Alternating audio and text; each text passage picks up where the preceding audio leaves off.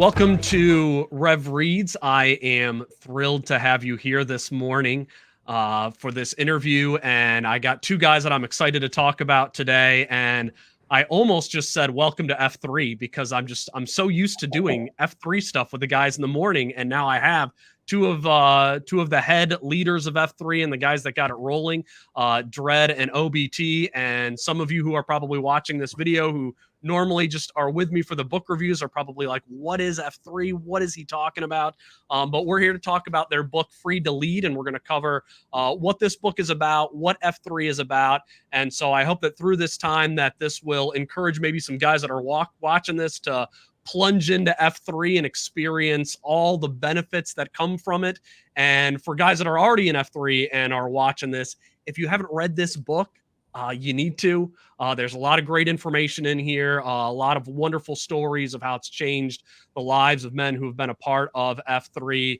And so we're pleased to have Dredd and OBT, David and Tim. So thank you guys for coming and being on Rev Reads. Yep, glad to be here. Yep, happy to be here. And so for those who aren't familiar with F3, one of the keys about it, and we'll talk about this a little bit more in a few moments, but we don't go by our birth names in F3. We go by our nicknames that were given at the end of our first workout. So I showed up at my first F3 workout with a Yankees t-shirt on. I think it was a Mickey Mantle shirt and a Yankees ball cap that I had on. And so when they asked me information about myself, I told them I was a pastor, had the Yankees shirt on. And so they named me Rev Socks.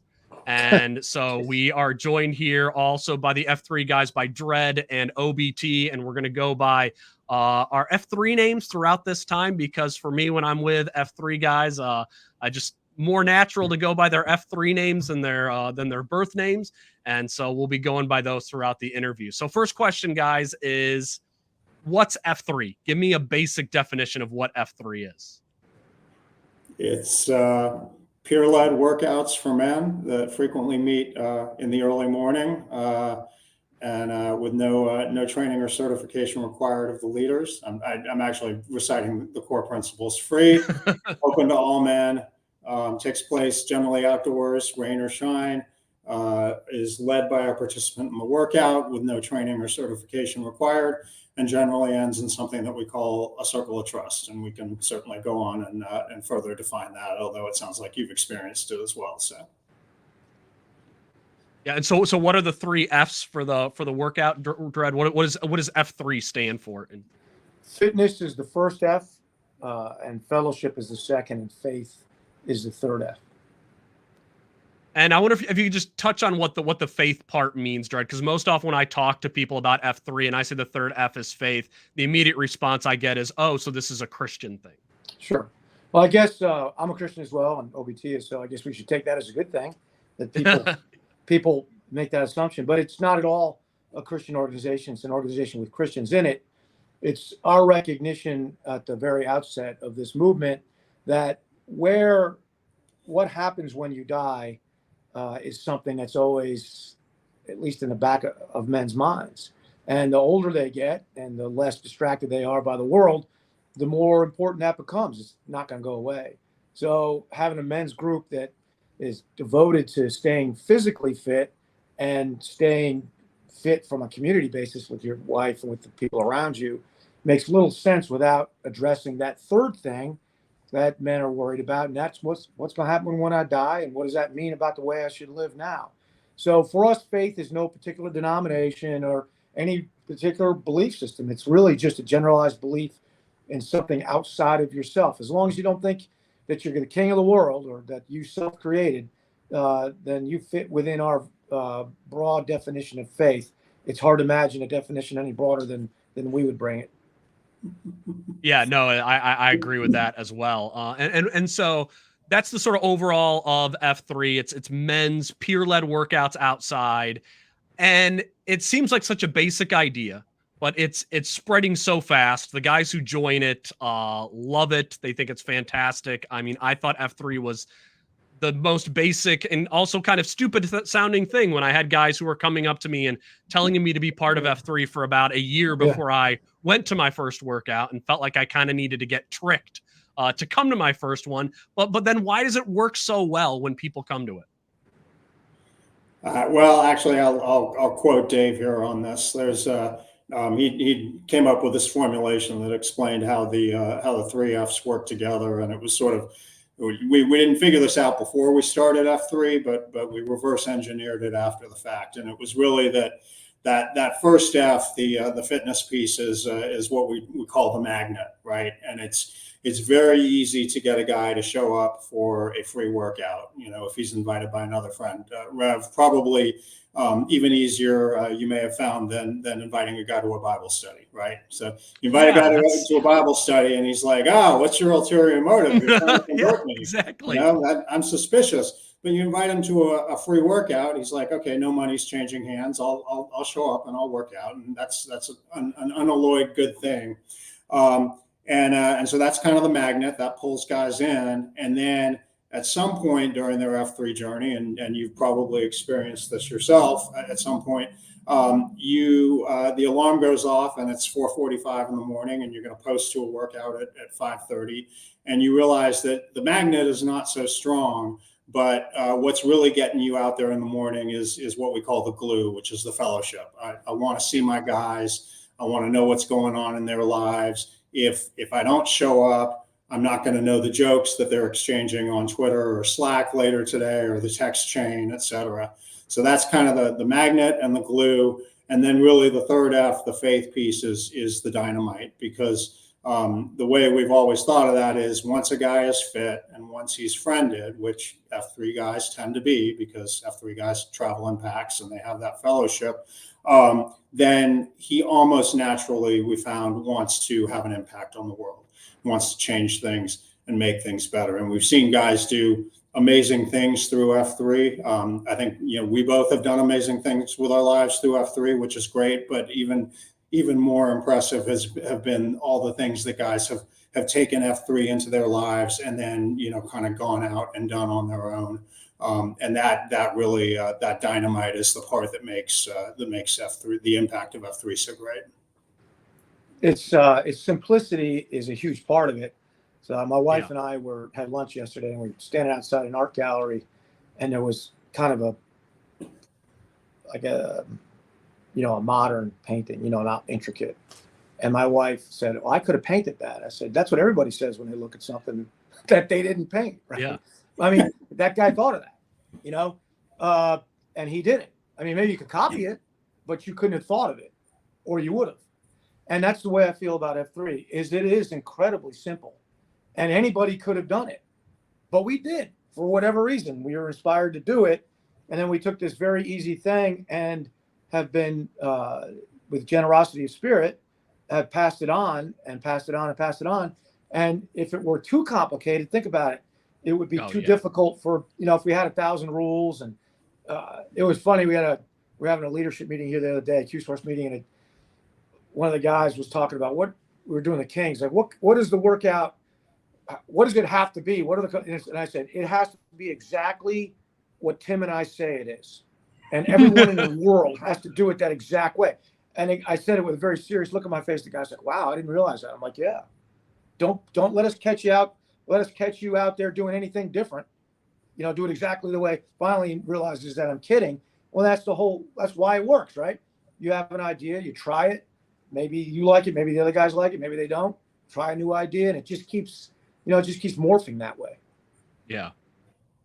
So one of the things that I realize that I like the most about F3 is I love the nicknames. Like, I love the stupid, idiotic names that guys have. I enjoy naming people. I love that I've been named. Why do the nicknames resonate as strong as they do? I'll let the master nicknamer answer that one. I don't know. I just think I think it's male nature. It might be human nature.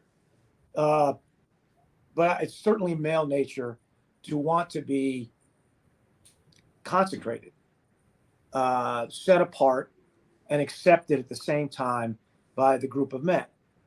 To be draped in this indicia of acceptance. And when you get the nickname, you're noticed, right? You're not just a face in the crowd, or a name nobody can remember. You are this guy. There was a guy in workout this morning, and they had named him Tassels. I have no idea why they're calling him Tassels. But I mean, I just laughed out loud, and he laughed out loud. First time I ever met him. And he was 25 years old. I said, here I am, 60-year-old guy working out with a 25-year-old guy named Tassels. Don't even know why.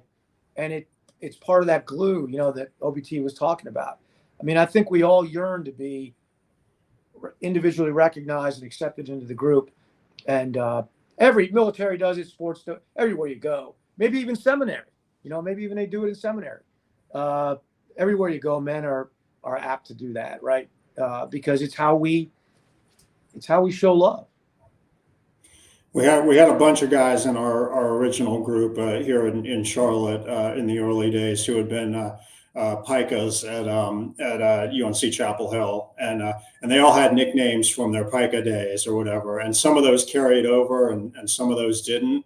And it caused a lot of confusion because they would sort of cross collateralize each other and still want to go by their pika nickname from back when they were in the frat, and now they were known as this and so forth. So but I just always thought of that as you have a nickname in the fraternity, you have a nickname in the locker room. It's a tribal thing. It's a means of you are reborn when you are among us. Your Delta Tau Chi name is Flounder, although we've never named anybody Flounder that I know of. So. Oh, somewhere. There's got to be somebody named Flounder in the nation. Yeah, I mean, I had a pastor of Tim and I's former church said to me once that he didn't want to come to F3 because he didn't like the nickname thing. And I said, well, then why did Jesus name Levi Matthew? And why did he name James and John the sons of thunder? And why did he name Peter, Simon Peter? Why did he name Didymus Thomas? I mean, why did he he nicknamed everybody? And I think he did it for the same reason we do it. It's just how men show love and exhibit bonding. I think that he had it exactly wrong, and I feel like he was almost rejecting something beforehand for fear that it wouldn't go well. I felt sorry for him. Really. He didn't even know how bad it could be yet. Yeah, I mean, it could be horrible. It could be horrible. No, well, now, Dredd, you gave me a new answer. If somebody asks me about the nickname thing, I'm going to say we're just being like Jesus. It's it's a Christ-like thing. There you go. Yeah, we're just we're giving people names. Yeah. No, I've had a couple of friends who I invited and tried to get into F3, and before they came, I am pre-thinking of things I want them to be nicknamed. Because I'm like, I got this guy and he's here and he's mine, and I want to make sure I get to name him. And so there's something special about it. And I love it. So let's say there is a guy, though, who's watching this video and they hear us talking about the camaraderie we get and the nicknames. And they're like, oh, man, like I want that, but I don't know anybody in F3. Nobody's come up to me and been like, hey, you should come to a 5:30 a.m. workout. What would you say to that guy who's never been invited and wants to get some of this? Well, I'm going to expose you here. You sent us these questions in advance, and this was the one I was like, oh, this is the easiest one of all. Just show up, brother. Just show up. You do not need an invitation. You do not need somebody to hold your hand and give you permission to do this. Just show up at the appointed time and on the map, and you will meet a group of guys who, first of all, if they aren't welcoming and if they aren't friendly and if they aren't really excited to see you, then you have permission to call me up and harass me on Twitter or whatever you want to do. It's at CR Whitmire OBT. You can go ahead and harangue me or harangue at Dredd CNC.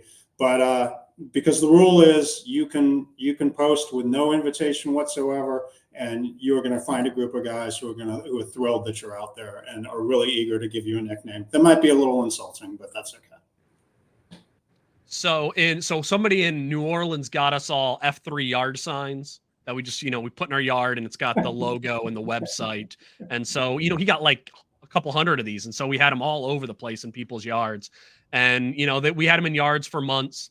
And one guy has come out to a workout just because of the yard sign, saw a yard sign, looked it up online, came out to the workout. And so he didn't know anybody, and he just came because of that. And he is like a legend. Like he he is the yard sign guy. And it's like, and so I would say to somebody who's never been before, we will be even more excited if somebody randomly shows up than if somebody comes knowing somebody. Sure. Of course.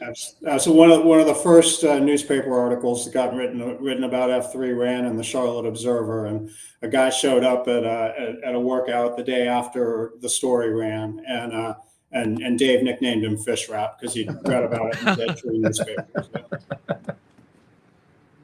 So I review books that are definitely not normally like free to lead. I'm reviewing theology books most of the time. So my core audience isn't always men who would go to F3. So my next question is, what do you think somebody could gain from your book who wouldn't be in F3?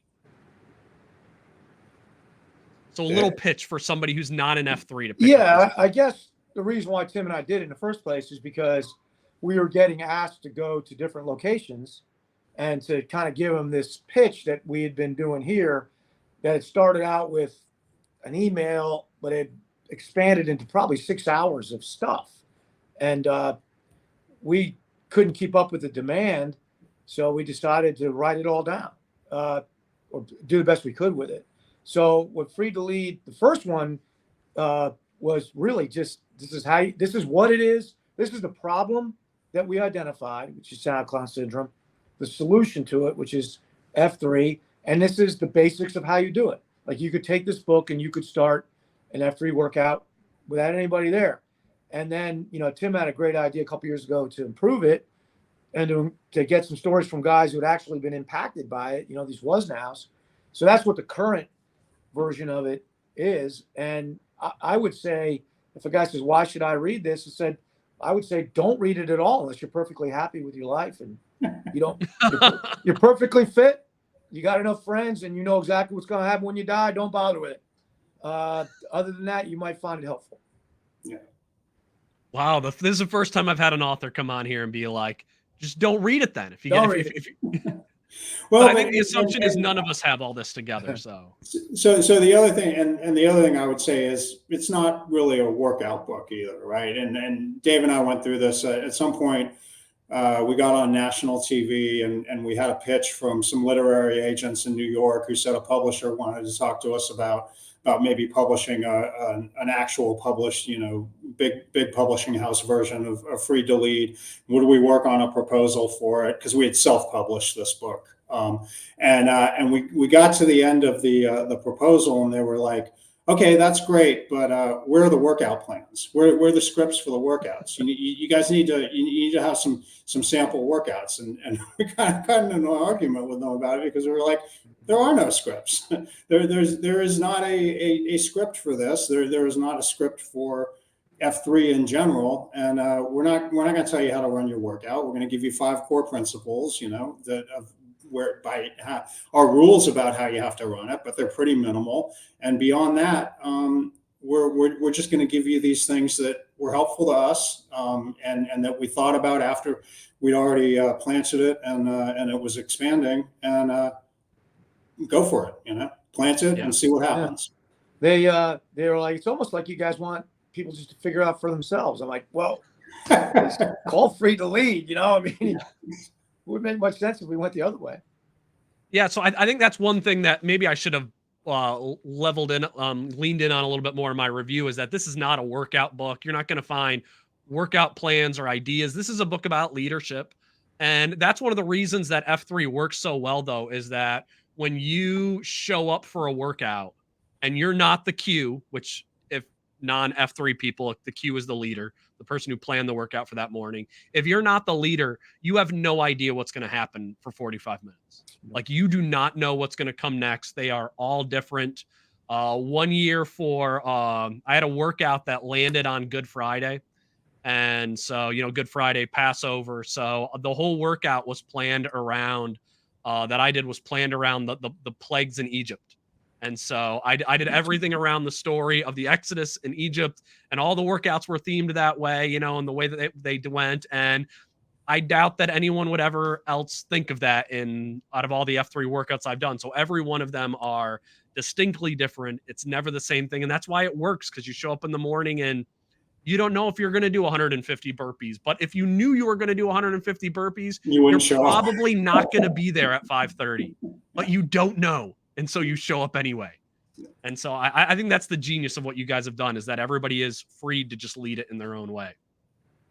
So, Yeah, Rev, the other thing, I'll interrupt you, and just the other aspect of that is that, and some people are really great workout cues. Like, it sounds like you're a pretty creative workout cue, and that you would be a pretty effective workout leader. That was like a rare thing. Okay, but for some guys, that's really not their thing, right? And there is sort of the way we designed it early on was, we wanted there to be sort of a cultural obligation. Like, if you're going to come for 5 or 6 weeks, at some point somebody should turn to you and say, hey, why don't you lead next week? Yeah.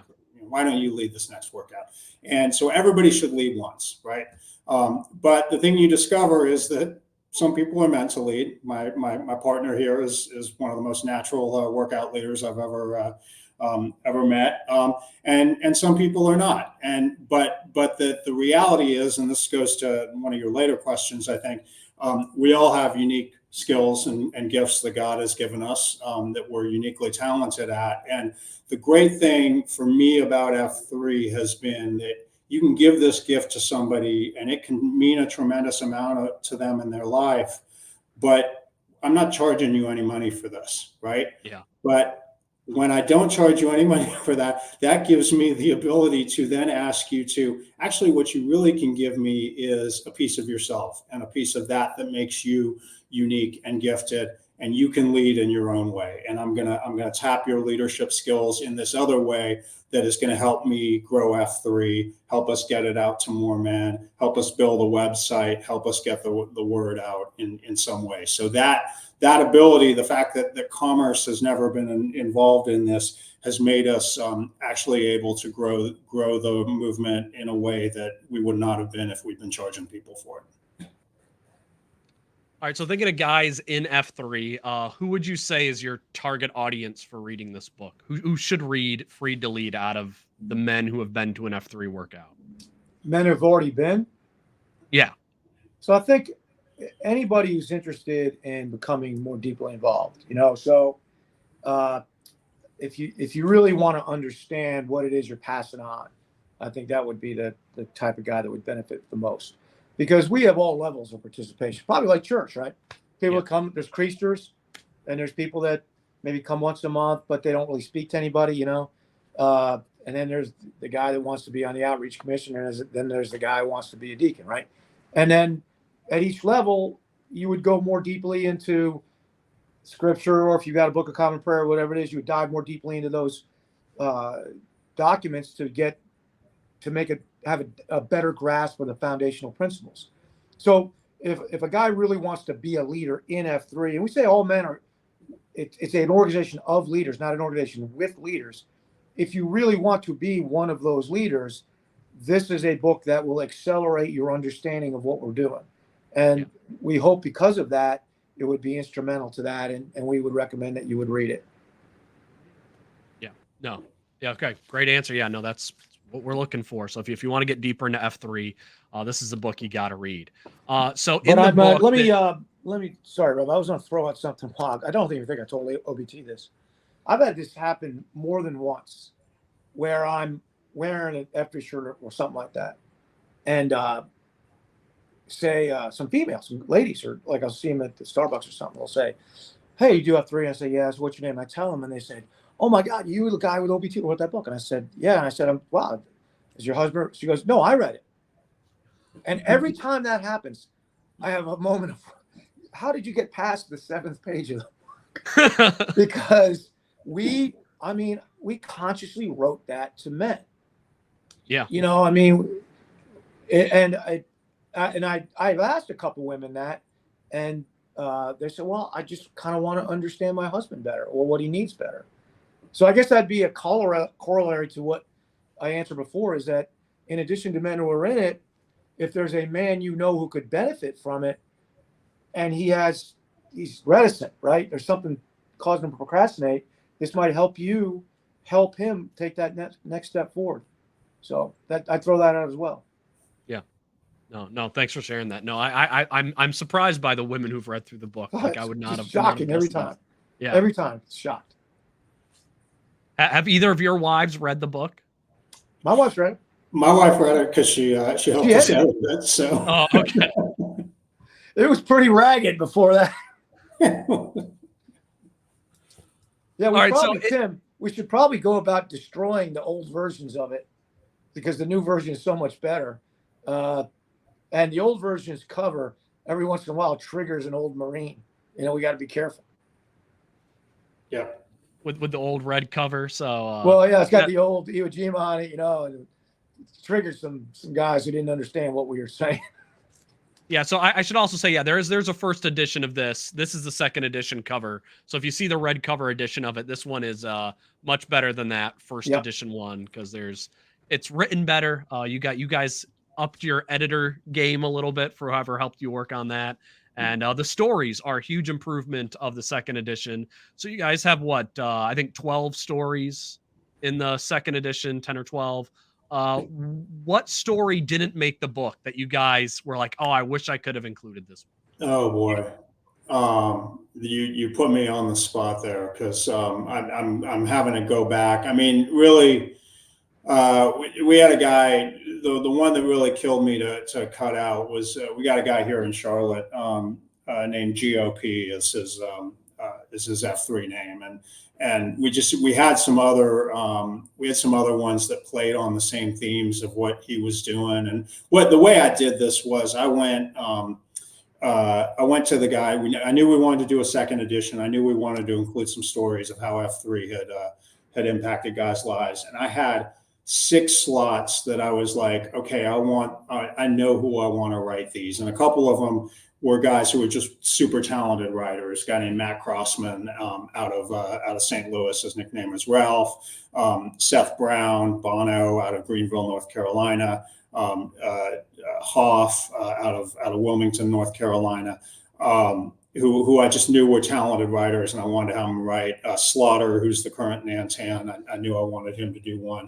And then we threw it open to the nation for people to submit essays as well, what kind of the difference that F3 had made in their lives. And we got just a ton of amazing submissions from guys. And it was out of that group that we picked the final 6. And I had those guys, actually, the guys that I had commissioned to write the essays, I had them help me kind of with voting and editing on those. And GOP's was the one that we left on the cutting room floor. There were a couple others that touched on a lot of similar themes to what he was writing about, which was really kind of what's referred to as F3 battle now. There's a Twitter account about this and about kind of the mental battle that guys go through regularly. So he wrote very beautifully about that, but we just had a couple others that were kind of overlapping that and where we felt like we covered that as well. But guys just came up with some amazing stuff for that. Some of those stories are just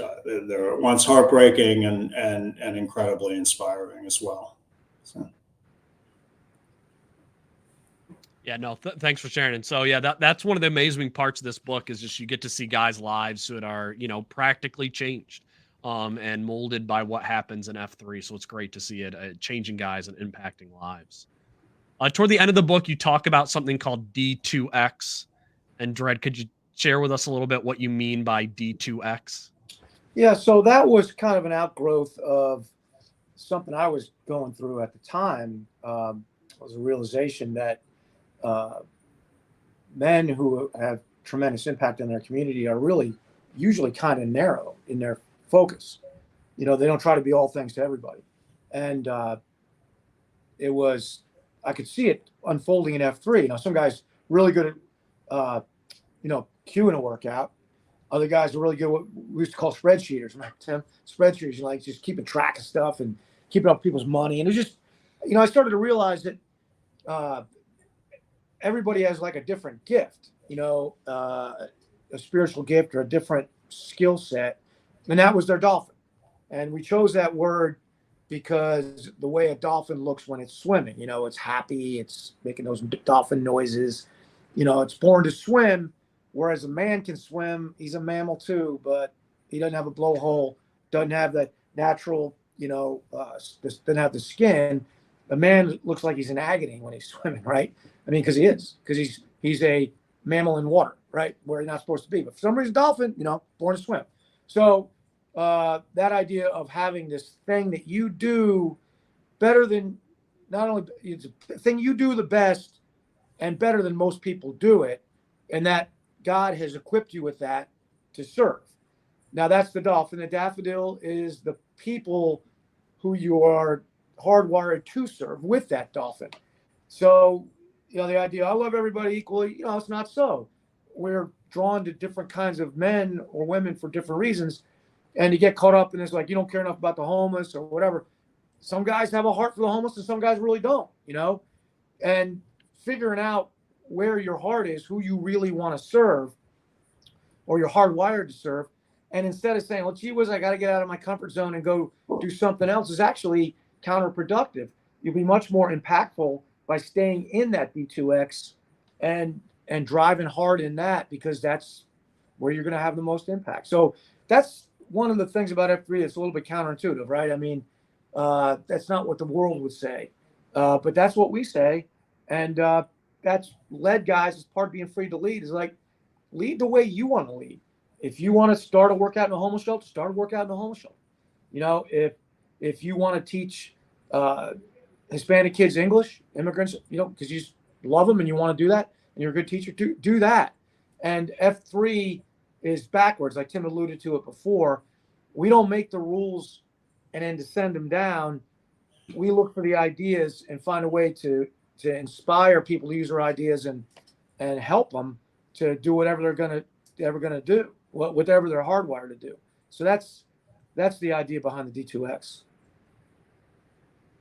Yeah, no, I love that principle. So finding what you're passionate about, what you're skilled in, and then the people that you want to serve, and trying to find a way to overlap those together to serve the people that you love with the passions and skills that you have, is, I think, there's a great principle in the book. And so I thought that was one of the more helpful parts that I think anybody should be able to take out of that book is the dolphin. I remember it was sort of reinforced for us early on. Dave and I, we don't attend the same church anymore, but at the time we did, and it was sort of a big steeple Episcopalian church on the main church drag in Charlotte, and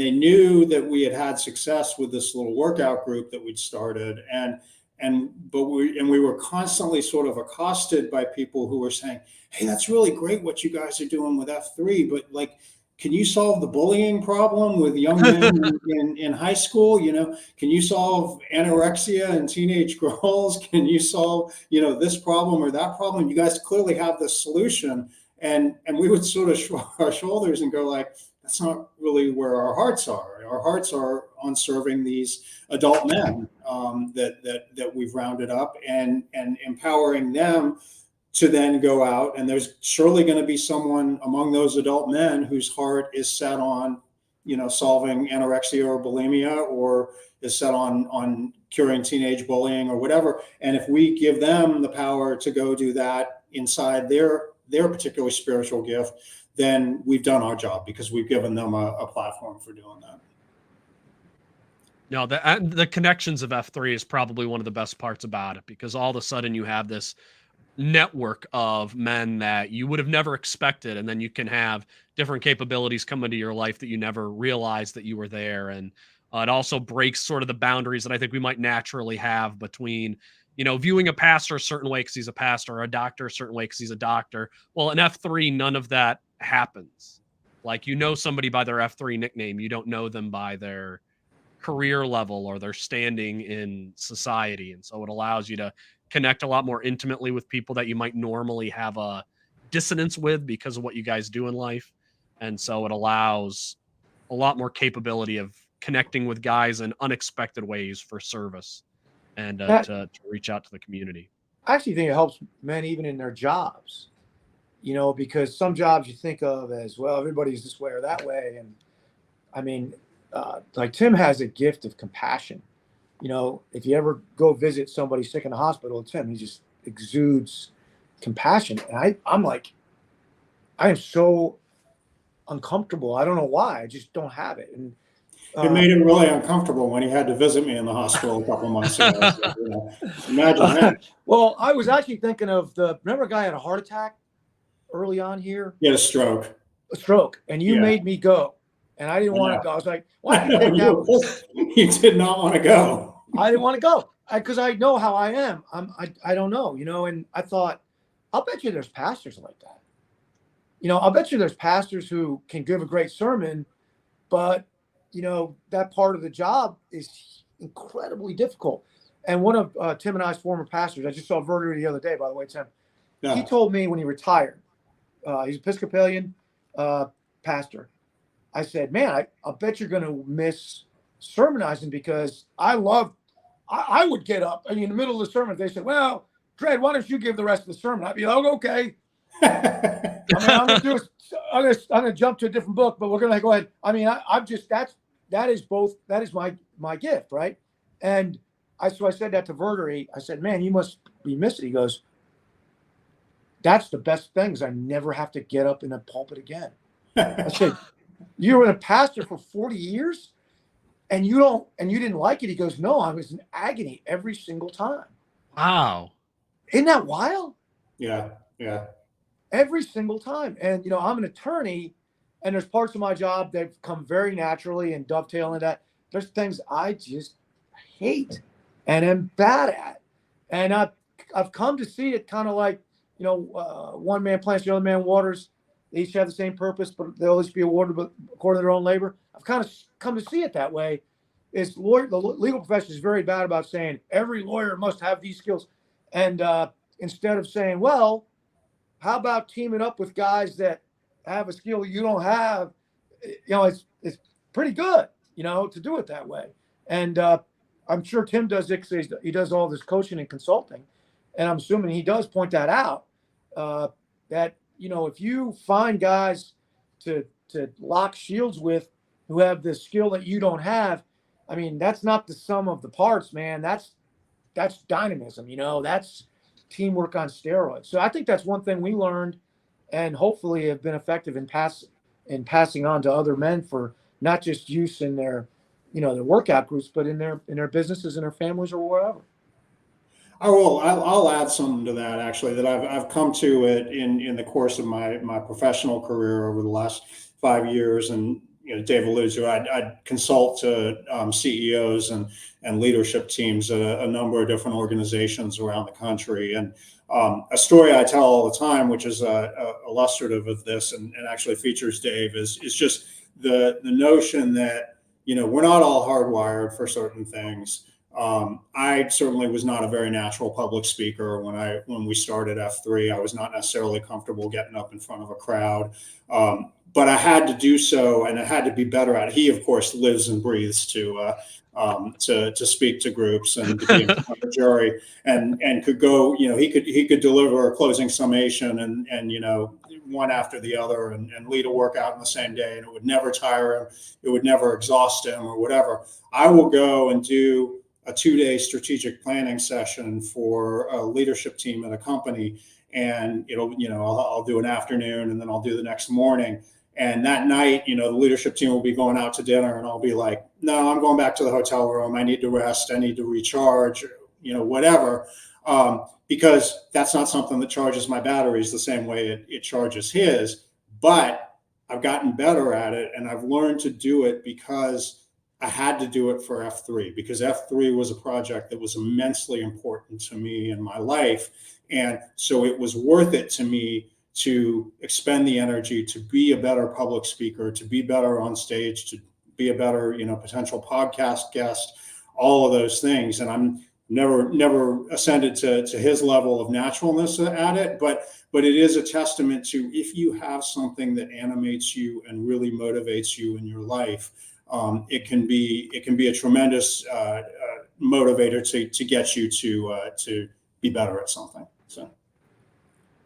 Yeah, no, you get better in a lot of different ways you wouldn't expect by. The example would be that the pastor that Dave and I both had, like I would never have known that he was in agony every time he ever had to give a sermon because he gave beautiful sermons and I loved every single time. Yeah. I thought he was great at it. Yeah. So I thought he was great at it, you know, but he was much better at the smaller group or the, you know, the hospital. He was better at the hospital visit as yeah. it turned out. So who the heck knows? Crazy, right? All right, so let's end with one last note. So let's say there's a guy who is in F3 and they kind of fell out of the workout, maybe due to an injury or something else that just, you know, distracted him off. What would your advice be to have him get back out in the gloom again? Same as the first thing. Just go, man. Just post, brother. Just post. You will never. I mean, we taught people. This was Dave's thing. Was, you know, just call him a Cotter. You know, welcome back, Cotter. You're always welcome in the brotherhood. You're never, once you get that nickname and once you attend that first workout, your passport never expires. You're always welcome in the nation of F3, and it crosses borders, it crosses time zones. You're part of the tribe, and we consider you part of the nation. So you know, I've had some physical setbacks in recent months that I've had to come back from, and I post to some workouts, but not most. And when I do get back and my rehab continues and I can post to all workouts, that'll be great. But there's nothing to ever apologize for. We all go through different seasons in our lives, and we're all wrestling with different things that life throws at you. So but your membership is never revoked, and you're always a citizen.